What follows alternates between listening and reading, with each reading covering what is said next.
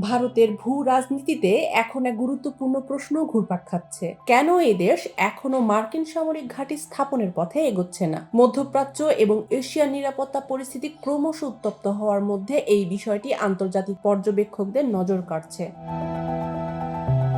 নিরাপত্তা বিশেষজ্ঞদের মতে ভারতের নীতি দীর্ঘদিন ধরেই স্বাধীন নিরাপত্তা এবং আঞ্চলিক ভারসাম্য বজায় রাখা। কোনো দেশের সঙ্গে সরাসরি সামরিক ঘাঁটি স্থাপনের সিদ্ধান্ত নেয়ার আগে দেশটি তার কৌশলগত স্বার্থ, প্রতিবেশী দেশগুলোর প্রতিক্রিয়া এবং অভ্যন্তরীণ রাজনৈতিক সংবেদনশীলতা বিবেচনা করছে। বিশেষজ্ঞরা মনে করেন, যুক্তরাষ্ট্রের ঘাঁটি স্থাপন করলে তা শুধু ভারতের নিরাপত্তা নয়, আঞ্চলিক রাজনৈতিক সম্পর্ককেও জটিল করে তুলতে পারে।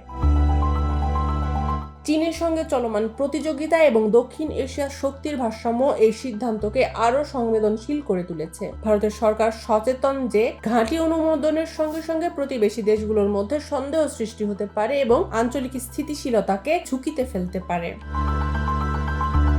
রাজনৈতিক দিক থেকেও বিষয়টি সংবেদনশীল। দেশের অভ্যন্তরীণ রাজনৈতিক ভারসাম্য, বিরোধী দলগুলোর অবস্থান এবং জনগণের সমর্থন সবকিছুই কোনো সিদ্ধান্তকে প্রভাবিত করতে পারে। তাই ভারতের রাজনৈতিক ও কূটনৈতিক বিবেচনা একসাথে চলছে।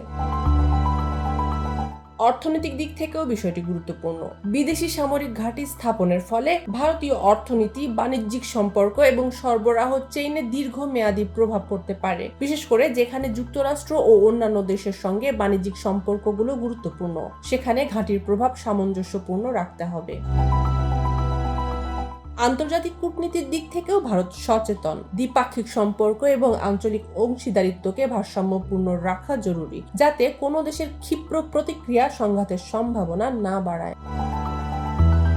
সব মিলিয়ে ভারতের অবস্থান আন্তর্জাতিক পর্যবেক্ষকদের কাছে একটি সুস্পষ্ট বার্তা দিচ্ছে। দেশটি এখনো স্বাধীন নীতি বজায় রাখছে, আঞ্চলিক স্থিতিশীলতা রক্ষা করছে এবং মার্কিন সামরিক ঘাঁটির বিষয়ে সরাসরি সম্মতি দেয়নি। এই নীতি ভারতের ভূ রাজনৈতিক স্বার্থ ও আঞ্চলিক শক্তির ভারসাম্য রক্ষার প্রতিফলন হিসেবে দেখা হচ্ছে।